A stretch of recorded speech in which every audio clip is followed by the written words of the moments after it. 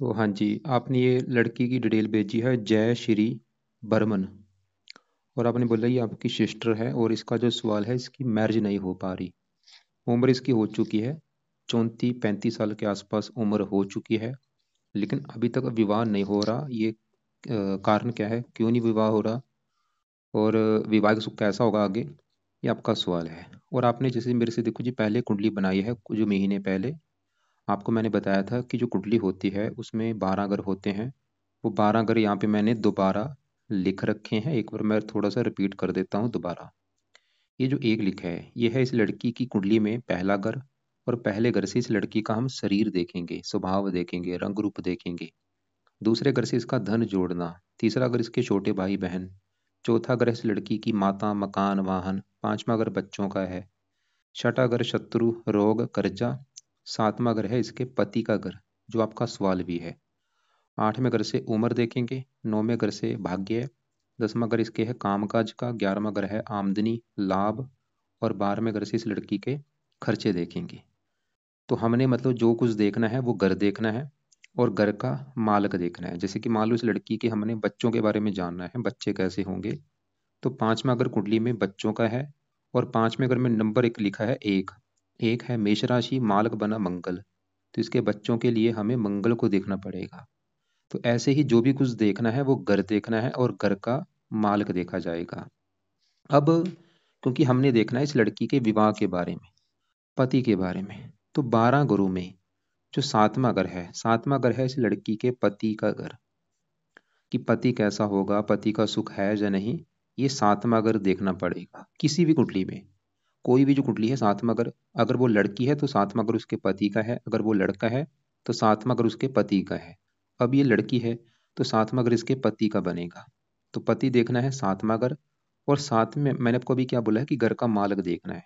तो सातवें घर में नंबर क्या लिखा है, 3 लिखा है। 3 है मिथुन राशि, मालक बना ये बुध। तो पति के लिए इस बुध को देखना पड़ेगा कि बुध कुंडली में कैसा है, अच्छा है या बुरा है। अगर बुध अच्छा है तो पति का सुख अच्छा है, अगर बुध खराब निकला तो पति को लेके दिक्कतें आएंगी। और बुध के अलावा कुछ ग्रह और भी देखने हैं। वो कैसे है, क्योंकि यहाँ पे देखो जी, पति के घर में आके कौन बैठा है, केतु बैठा हुआ है सातवें घर में, पति घर में। तो हमें इस केतु को भी देखना पड़ेगा भाई। और केतु के अलावा इस सातवें घर के ऊपर जिस ग्रह की दृष्टि पड़ रही है, दृष्टि पड़ रही है राहु की। राहु को भी देखना पड़ेगा। कितने ग्रह हो चुके हैं, 3 ग्रह हो चुके हैं। एक दो ग्रह और है। जो लड़कियां होती हैं, गुरु उनकी कुंडली में पति का कारक होता है। तो गुरु ग्रह को भी हमें कुछ देखना पड़ेगा। और शुक्र जो है ये है विवाह का कारक। तो इसको भी देखना पड़ेगा। टोटल है 5 ग्रह, राहु, केतु, शुक्र, बुध, गुरु। इन पांचों ग्रहों को देख के डिसाइड होगा पति के बारे में। लेकिन सबसे जो मेन है वो है सातवें घर का मालक बुध। इसकी सबसे बड़ी भूमिका है। और सातवें घर में बैठे केतु को, खासकर ये 2 ग्रह हैं जरूरी, मतलब 2 ग्रह सबसे जरूरी हैं। क्योंकि एक तो सातवें घर में बैठा है, एक सातवें घर का मालक है।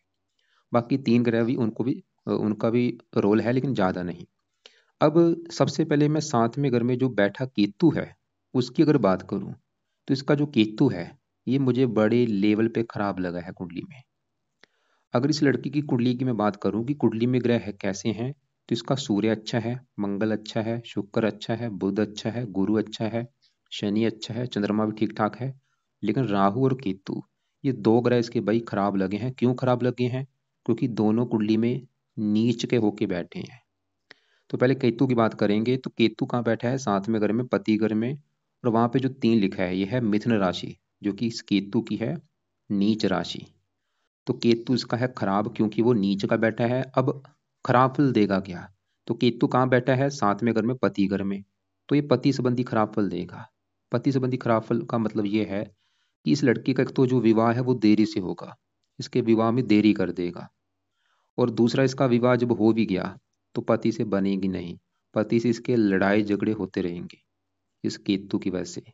और पति का बीमार होना या पति से मनमुटाव, कोई ना कोई दिक्कतें मतलब पति को लेके आएंगी। तो अभी क्योंकि मैंने बोला 5 ग्रह देखने हैं हमने पति के लिए, अभी हमने सिर्फ सातवें घर में बैठे केतु को देखा, जो कि हमें लगा है खराब, क्योंकि वो वहां पे नीच का बैठा है। अब देखो जी, अगर इस लड़की की मैरिज लाइफ में दिक्कतें आ रही हैं तो पहला कारण निकल के जो आया है वो है केतु। अब केतु ये भी दिखा रहा है कि विवाह में देरी भी होगी और विवाह होने के बाद भी दिक्कतें आएंगी। मतलब जब इसका विवाह हो गया मान लो, तो विवाह होने के बाद भी पति से इसकी बनेगी नहीं, लड़ाई झगड़े होंगे।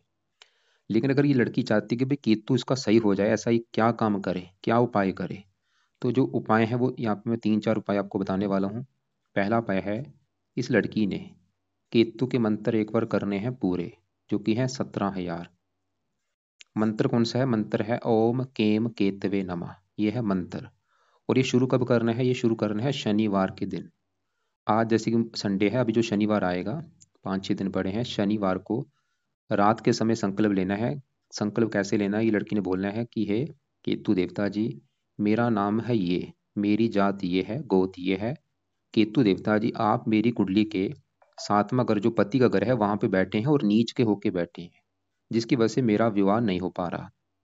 तो मैं चाहती हूँ एक तो मेरा विवाह हो जाए, और ऊपर से जो मुझे पति मिले वो मुझे अच्छा मिले, जिसके साथ मेरी अच्छी बने, उसमें मतलब उसके साथ मेरी लड़ाई झगड़े ना हो, मुझे मतलब विवाह का सुख मिल जाए। तो मैं चाहती हूँ आपका जो भी बुरा फल है वो प्लीज़ मुझे ना मिले, इसलिए आपके जो मंत्र हैं 17,000, वो मैं पूरे करने जा रही हूँ। तो इस प्रकार इस लड़की ने संकल्प लेके शनिवार के दिन ये मंत्र स्टार्ट करने हैं। और जाना तय 2 माला कर ले, 3 माला कर ले, 4 कर ले, 5 कर ले, एक नियम ना ले। अगर 4 माला करेगी, रोजाना 4-4 करके ये मंत्र पूरे करने हैं। कितने दिन में पूरे करने हैं? कोशिश करे चाहे 11 दिन में कर ले, चाहे 21 दिन में कर ले, चाहे 40 दिन में कर ले। ये दिन शुभ होते हैं।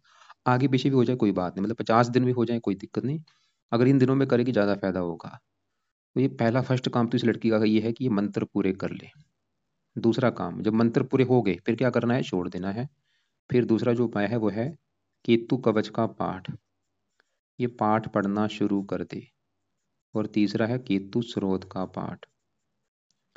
तो यहाँ पे देखो जी, मैंने 2 पाठ लिखे हैं, केतु कवच, केतु स्रोत। अब ये पाठ कब पढ़ने हैं? इस लड़की ने ये दोनों पाठ सुबह भी पढ़ने हैं, शाम को भी पढ़ा करे। दोनों टाइम ये पाठ पढ़ा करे। अगर पढ़ने आते हैं, नहीं आते, इनकी ऑडियो लगा के सुना करे सुबह शाम। चौथा उपाय, केतु ग्रह का दान करे। इसके दान में है, इसके दान की वीडियो आपको मैं भेज दूंगा। दान क्या करेगा? इसकी पावर को कम कर देगा, शांत कर देगा। इसके दान में वैसे कुत्तों को रोटी आता है, तो रोजाना कुत्तों को रोटी डाले, बिस्कुट डाले, दूध डाले, कुत्तों की सेवा करे। वैसे और भी इसके जो दान है, वो दान की वीडियो आप देख लेना। पांचवा पाया है, केतु के जो देवता है वो है गणेश जी। तो ये गणेश जी की पूजा उपासना किया करे, जो कि आपने शायद लिख रखा था, ये रोजाना गणेश जी की पूजा उपासना करती है, बहुत अच्छी बात है। अब गणेश जी की पूजा उपासना में क्या करना है? गणेश जी का जो मंत्र है ओम गण गणपति नमः, वो सबसे बेस्ट है, उससे ऊपर कुछ नहीं है। तो अगर गणेश जी का मंदिर जाती है, जहाँ घर पे पूजा करती है, उसमें गणेश जी का मंत्र आप किया करें, बैठ के आंखें बंद करके, ओम गण गणपते नमः, ओम गण गणपते नमः, ये मंत्र आप करना है। चाहे माला से कर ले तो माला कर ले, या वैसे 5-10 मिनट बैठ के कर लिया करें। तो ये तो हो गया केतु के पाए। तो पति के लिए अभी देखो जी 5 ग्रह देखने बाकी हैं। अभी हमने 7वें घर में केतु को देखा है। और आपको मैंने बोला था पति के लिए 7वां घर और 7वें घर में, क्योंकि घर का सबसे मेन है घर का मालक देखना, वो सबसे मेन है। अब 7वें घर में जो 3 लिखा है, मालक है बुध। अब हम बुध की बात करेंगे कि बुध अच्छा है या बुरा है। तो बुध पहले कहाँ बैठा है कुंडली के? यहाँ पे बैठा है इस 9वें घर में। और 9वें घर में देखो जी और भी ग्रह बैठे हैं, सूर्य, मंगल, शुक्र, 5 ग्रह बैठे हुए हैं 9वें घर में। तो बुध इसका बैठा है 9वें घर में। 9वें घर से क्या देखा जाता है? 9वें घर से भाग्य देखा जाता है। अगर लड़की का हमने भाग्य देखना है, 9वां घर। और यहाँ पे भी देखो जी फार्मूला है घर का मालक देखो। तो 9वें घर में 5 लिखा है, सिंह राशि, मालक है सूर्य है। हमें देखना पड़ेगा सूर्य को भी, इसका भाग्य देखना है। और अच्छी बात क्या है कि सूर्य इसी घर में बैठा है यहाँ पे, तो इसका सूर्य बहुत अच्छा है। अब हम पहले बुध की बात करेंगे कि बुध अच्छा है या बुरा है। तो सवाल ये है कि बुध अच्छा है या बुरा है। बुध इसका देखो जी मुझे तकरीबन अच्छा लगा है। क्यों अच्छा लगा है? क्योंकि बुध एक तो बैठा है 9वें घर में, ये घर भी अच्छा है, इस घर को अच्छा घर माना गया है। ऊपर से बुध 9वें घर में किसके घर में बैठा है? सूर्य के घर में। ये जो मैंने लिखा है 5 लिखा है, सिंह राशि है, सूर्य इसका है दोस्त। और भी कारण है, ये इन ग्रह शुभ ग्रहों के साथ बैठा है, गुरु के साथ बैठा है, शुक्र शुक्र भी इसका दोस्त है, और सूर्य भी तकरीबन, मतलब बुध इसका अच्छा है। लेकिन थोड़ा सा एक गड़बड़ है। गड़बड़ ये है कि बुध इसका एक तो 4 डिग्री है, ऊपर से अस्त है। अस्त का मतलब होता है ये मृत हो चुका है, इसका जो अच्छा फल है वो कम हो चुका है देगा अच्छे फल ही, लेकिन अच्छे फलों को जो लेवल है वो कम हो चुका है, और ये बाल अवस्था में है। अब बुध देखो जी देगा अच्छे फल ही, अच्छे फल क्या देगा? क्योंकि बुध कहाँ बैठे हैं? 9वें घर में, भाग्य घर में। और किस घर का मालक है? पति घर का। 7वां घर मैंने बोला था, 7वां घर है पति। तो पति जाके बैठा है भाग्य घर में। बुध ही दिखा रहा है कि पति के आने के बाद इस लड़की का भाग्य साथ देना शुरू हो जाएगा। बुध ये दिखा रहा है भाई कि पति आएगा तो भाग्य साथ देगा, या पति के द्वारा इसका भाग्य होगा। लड़की का, या वो इसके भाग्योदय में सपोर्ट करेगा, बुध दिखा रहा है। और अब देखो जी, हमने क्योंकि 5 ग्रह देखने हैं पति के लिए, अभी कोई केतु देखा वो हमें अच्छा नहीं लगा, बुध देखा वो फिलहाल अच्छा है। अब बुध, क्योंकि मैंने बोला था शुक्र जो होता है ये विवाह का कारक होता है, शुक्र से विवाह का सुख देखा जाता है। और शुक्र भी इसका 9वें घर में बैठा है, वो भी तकरीबन मतलब घर अच्छा है, शुक्र जहाँ बैठा है वो भी अच्छा है, शुक्र भी अच्छा है।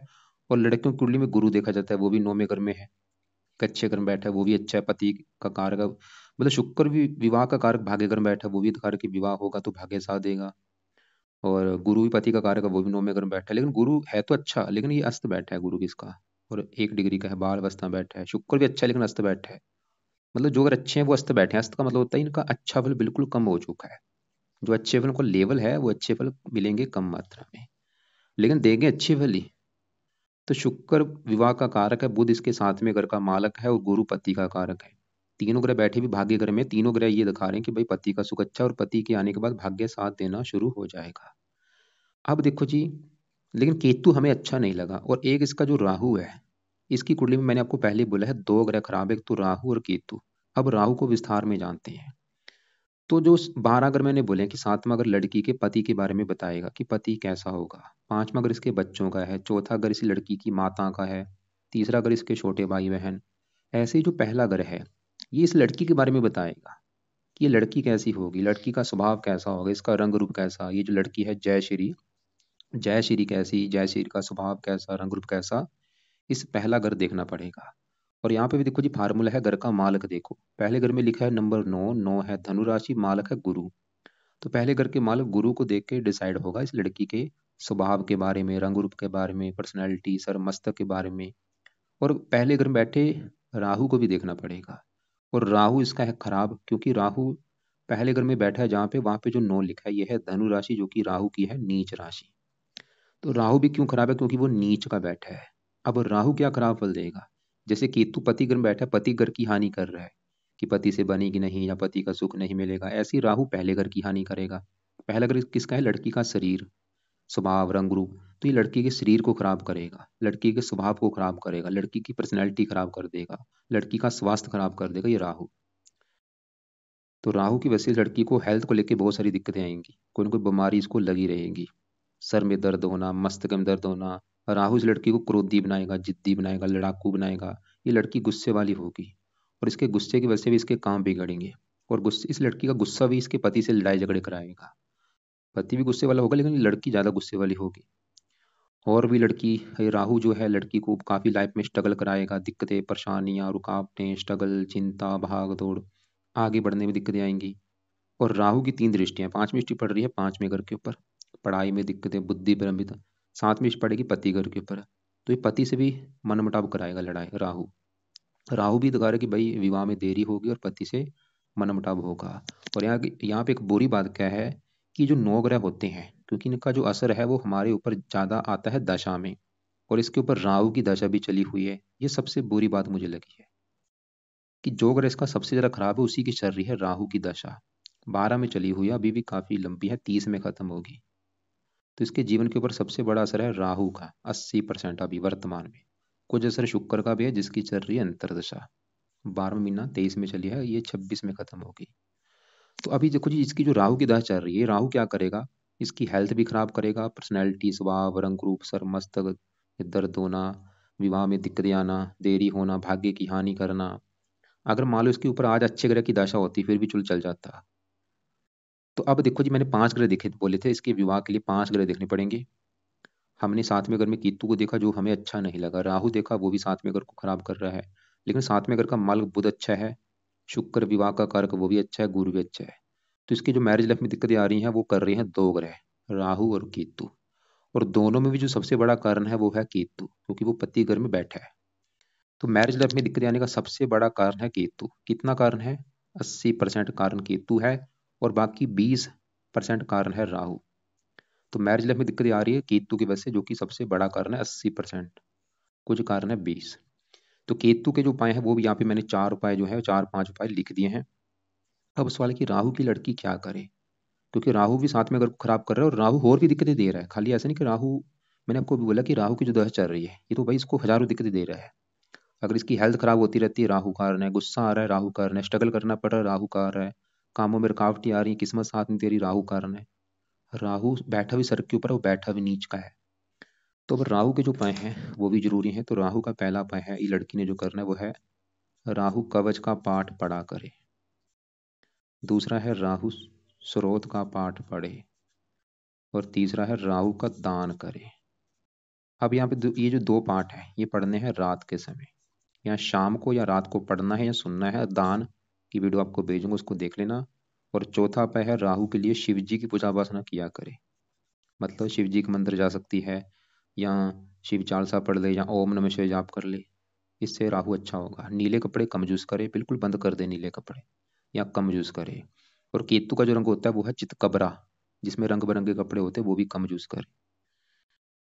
अब इसके अलावा देखो जी, विवाह के लिए निवास कुंडली भी देखी जाती है। तो निवास कुंडली में भी इसका जो 7वां घर है, उस घर का मालक है शनि, वो भी 8वें घर में बैठा है, वो भी थोड़ा सा दिक्कत दे रहा है। मैरिज लाइफ में सब लोग 5-10% निवास कुंडली में 7वें घर का मालक शनि भी है। तो यहाँ पे इस एक और भी बात है, इसके ऊपर साढ़े सदी भी चल रही है। साढ़े सदी फिलहाल भी चलो खत्म हो जाएगी, खत्म होगी मार्च 25 में, मतलब 3 महीने के बाद साढ़े सदी इसकी खत्म होने वाली है। और साढ़े सदी कब से चली हुई है? पिछले 7 साल हो चुके, 7.5 साल ही हो चुके हैं, बस 3 महीने पड़े हैं। तो मैंने भी बोला नुआश कुंडली के हिसाब से भी थोड़ा सा मैरिज लाइफ में दिक्कतें आने का कारण है शनि। तो सवाल है कि शनि का कोई उपाय करना है या नहीं, क्योंकि यहाँ पे देखो जी, अभी शनि को मैं पहले साइड में रखता हूँ इसके लिए अभी, क्योंकि मैंने आपको बोला था शुक्र बुध गुरु है तो अच्छे, लेकिन आपको मैंने क्या बोला, तीनों ग्रह अस्त बैठे हैं। तो अस्त होने की वजह से इनका जो अच्छा फल है वो अच्छा फल कम हो चुका है। अब सवाल कि इनके अच्छे फल बढ़ाए कैसे जाएं, उनको बढ़ाना कैसा है, अब उनकी मैं बात करता हूँ। तो अच्छे फल, पहले मैं यहाँ पे बुध की बात करता हूँ। बुध क्योंकि 4 डिग्री है अस्त बैठा है, और है भी वो पति घर का मालक। तो बुध, अगर ये लड़की चाहती कि बुध इसका और अच्छा हो जाए, क्योंकि अच्छा होगा उतना फायदा है, उतना पति पति अच्छा मिलेगा, उतना पति के द्वारा भाग्योदय होगा। तो बुध का पहला उपाय है, ये लड़की बुध का मंत्र याप किया करे। और ये मंत्र अभी जो बुधवार आने वाला है भाई, बुधवार को स्टार्ट करना है। कब करना है? सुबह के टाइम करना है इसको। माला ले ले, माला से चाहे एक माला कर ले, दो कर ले, तीन कर ले। मंत्र कौन सा है? मंत्र है ओम बुम बुद्धाय नमः, ओम बुम बुद्धाय नमः। और बुधवार को स्टार्ट करने से पहले एक बार संकल्प ले लेना है। संकल्प लेके स्टार्ट करे कि हे बुध देवता जी, आज मेरा नाम ये है, जात ये है, गोत ये है, आप मेरी कुंडली में है विवाह के घर के मालक, और मेरा विवाह नहीं हो पा रहा। आज से आपका मंत्र स्टार्ट करने लगी हूँ, ताकि मेरा विवाह जल्दी हो जाए और पति भी मुझे अच्छा मिले। तो ये रोजाना मंत्र करना है जब तक इसका विवाह नहीं हो जाता। और तो एक तो बुध का ये हो गया उपाय। दूसरा, हरे कपड़े ज़्यादा पहना करे, हरे रंग का दान नहीं करना, हरे कपड़े ज़्यादा यूज़ करे। और एक और उपाय है, वो है अगर ये लड़की को व्रत रखना आता है तो मैं इसको बोलूँगा कि बुध देवता का व्रत रखे। व्रत कब रखना है? हर बुधवार को, हर बुधवार के दिन बुध देवता का व्रत रखना है। व्रत के साथ इसकी जो कथा है वो कथा सुन लिया करे और आरती कर लिया करे। व्रत में क्या करना होता है? व्रत में इसने सिर्फ दिन में फल फ्रूट खाना है और रात को एक टाइम भोजन करना है। रात के भोजन में नमक का सेवन नहीं करना, खटियाई नहीं खानी। और बाकी तीसरा, आपने देखो जी, इसको आपने 2 रत्न बोले हैं कि इसने एक डायमंड कर रखा है और ये इसका मोती। तो पहली बात तो ये मोती और डायमंड एक साथ धारण नहीं होते, और वैसे भी दोनों इस कुंडली में मार्केश है, ये दोनों इस कुंडली में रत्न धारण नहीं होते। तो इसको मैं एक तो मैं बोलूंगा मोती उतार के बिल्कुल रख दे। अब सवाल है कि डायमंड करना है या नहीं। डायमंड के देखो जी, इसको फायदे भी हैं नुकसान भी है। फायदा ये है कि चलो ये विवाह के लिए अच्छा है, डायमंड दान करेगी विवाह के लिए अच्छा है। बाकी थोड़ा सा हेल्थ खराब कर सकता है शुक्र, क्योंकि शुक्र इसके छठे घर का मालक है। तो सवाल है कि डायमंड करना है या नहीं। तो डायमंड कर ही रखे जब तक इसका विवाह नहीं हो जाता, उसके बाद उतार के रख देना है। लेकिन डायमंड किस में करना है? लेफ्ट हैंड की, या तो रिंग फिंगर में कर ले, या इस लंबी में कर ले। बाकी देखो जी, अब बुध के मैंने क्या क्या बोला है कि बुध का मंत्र करना है सुबह के टाइम। व्रत इसको मैं फोर्स नहीं करूंगा, अगर व्रत रखना आता है रख ले, नहीं आता कोई बात नहीं। बाकी अब सवाल है कि शुक्र के लिए क्या करना है, क्योंकि वो भी अस्त बैठा है। और वो विवाह के, शुक्र मैंने बोला था विवाह का कारक होता है। तो इसको मैं बोलूंगा लड़की को कि लड़की को कि ये शुक्र का भी मंत्र कम से कम 1-2 माला शुरू कर ले, चाहे एक चाहे 2 माला, इसकी मर्जी है। और इसका मंत्र है ओम शुम शुक्राय नमः। इसके और भी फायदे होंगे, क्योंकि इसके ऊपर शुक्र की दशा भी चली हुई है, दशा अच्छी जाएगी। और शुक्र 11वें घर का मालक, इसकी इनकम बढ़ेगी, लाभ होगा, इच्छाएं पूरी होंगी। तो यहाँ पे देखो जी, मैंने अब बुध और शुक्र के जो मंत्र बोले हैं ये सुबह के टाइम बैठ के कर लिया कर। बाकी गुरु का सवाल कि करना ही नहीं, क्योंकि यहाँ पे देखो जी पाठ बहुत ज़्यादा हो जाएंगे, वो रहने दो। सूर्य इसका अच्छा है, वो भी अपने घर में बैठा है। मंगल भी अच्छा है, और मंगल इस घर का मालक है, 5वें घर का संतान, संतान भाग्य घर में बैठी है। संतान का सुख अच्छा है, संतान होने के बाद भी भाग्य साथ देगा, मंगल ये दिखा रहा है। बाकी दूसरे घर में शनि अच्छा है। दूसरा घर है धन जोड़ने का। धन जोड़ने के लिए दूसरा घर, दूसरे घर में 10 लिखा है, मकर राशि मार्ग शनि इसी घर में बैठा है।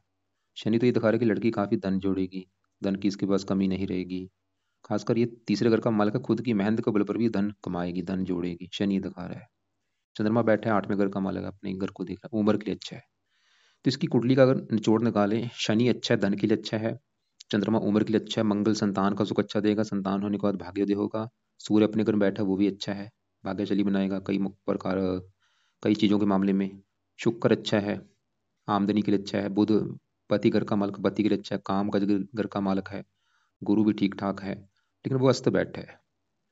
और बाकी इसके दो ग्रह खराब है। एक तो केतु, केतु का खराब फल है पति को लेके मिलेगा, क्योंकि वो पति घर में बैठा है। और राहु बुरे फल देगा इसकी, लग्न में बैठा है पहले घर में, हेल्थ खराब करेगा, और भी लाइफ में हजारों दिक्कतें पैदा करेगा। और बुरी बात यही है कि राहु की चल रही है दशा। तो जो कुल मिला के इसके उपाय जरूरी हैं, एक तो केतु के उपाय जरूरी हैं, राहु के जरूरी हैं। बाकी शनि के उपाय नहीं करने, चंद्रमा के नहीं करने, सूर्य के नहीं करने, मंगल के नहीं करने, और शुक्र बुध के भी करने हैं। तो एक बार मैं दोबारा रिपीट कर दूं, कुछ उपाय हैं सुबह के टाइम, कुछ है रात के समय। तो समझ लो क्या क्या मैंने बोला है। अभी जो बुधवार आने वाला है, बुधवार को बुध का मंत्र स्टार्ट कर ले सुबह के टाइम, और इसको सुबह के टाइम ही करना है, रोजाना किया करे। 1 2 माला 3 माला जितना कर सकती करे। और सुबह के टाइम शुक्र का मंत्र भी शुक्रवार को स्टार्ट करके रोजाना 1 2 माला करे। तो ये दोनों करने हैं सुबह के टाइम। बाकी रात के समय इस लड़की ने क्या करना है, अभी जो शनिवार आएगा, शनिवार को राहु कवच, राहु स्रोत, ये दोनों पाठ पढ़ने शुरू कर दे। या तो इनको पढ़ा कर या इनको सुना कर, ये है रात के समय। और जो केतु के लिए क्या क्या बोला है, केतु के लिए मैंने बोला कि अभी जो शनिवार आएगा, केतु के मंत्र स्टार्ट कर ले 17,000, शनिवार से स्टार्ट करके मंत्र पूरे कर ले 11 21 या 40 दिन में। और केतु के मंत्र पूरे होने के बाद फिर केतु को जो मैंने पाठ बोले वो बाद में चाहे शुरू कर ले, पहले मंत्र पूरे करने हैं, पाठ बाद में चाहे शुरू कर दे। और ये जो दोनों पाठ कब पढ़ने हैं, ये दोनों पाठ मैंने बोला है सुबह शाम पढ़ा करे। तो इनको बाद में चाहे शुरू कर देगी, लेकिन पहले केतु के मंत्र एक बार पूरे कर ले। और केतु का दान जो है वो तो मैं बोलूंगा चाहे आज से स्टार्ट कर दो, जो भी दान है वो इससे कराओ। और केतु का दान करते समय केतु का मंत्र करना है मन में कि हे केतु देवता जी, आपका है दान मैं कर रही हूँ। और ऐसे ही राहु का जो दान है वो भी इससे कराओ जितना हो सकता है। और आपने बोला था गणेश जी की पूजा उपासना करती, गणेश जी की पूजा उपासना से केतु भी अच्छा होगा, और बुध का भी वो देवता है, बुध भी अच्छा रहेगा। बाकी शिव जी की भी मैंने पूजा उपासना बोली, वो भी इसका जब टाइम लगे शिव जी का मंत्र जा सकती है, या शिव चालीसा पढ़ ले, या ओम नमः शिवाय का जाप किया करे। और रतन मोती उतार के रख दे, डायमंड पहने रखे, जब तक इसका विवाह नहीं हो जाता। और यहाँ पे देखो जी, इसकी कुंडली ये दिखा रही केतु की वजह से कि विवाह होने के बाद भी इसकी लाइफ में दिक्कतें आएंगी। लेकिन यहाँ पे वो डिसाइड होगा जिससे इसका विवाह होगा कि वो लड़के की कुंडली कैसी है, लड़के का साथ में घर का मालिक कैसा है। दोनों कुंडली देख के ही डिसाइड होगा सही फलादेश, कि गुण कितने आ रहे हैं, मंगल दोष है या नहीं। इसकी कुंडली में वैसे मंगल दोष नहीं बना। और एक आपको मैंने बोला था नुआश कुंडली में 7वें घर का मालिक शनि है, वो भी थोड़ा सा हल्का सा, वो भी 5% कारण है। तो अगर घर के आसपास कोई शनि मंदिर है तो ये शनिवार को शनि मंदिर भी माथा टेकने जा सकती है भी इसकी 60 सदी भी चल रही है, वो भी 3 महीने पड़े हैं। तो कुछ महीने तक शनि के मंदिर भी शनिवार को माथा टेकने जाया करें। फिर भी अगर आपको लग रहा है कि कोई बात समझ नहीं लगी, कुछ आपने पूछना है, तो चाहे व्हाट्सएप पे लिख के भेज देना या मुझे कॉल करके पूछ लेना। और राहु केतु के दान की वीडियो आपको मैं भेज दूंगा, वो क्या दान है वो आप देख लेना।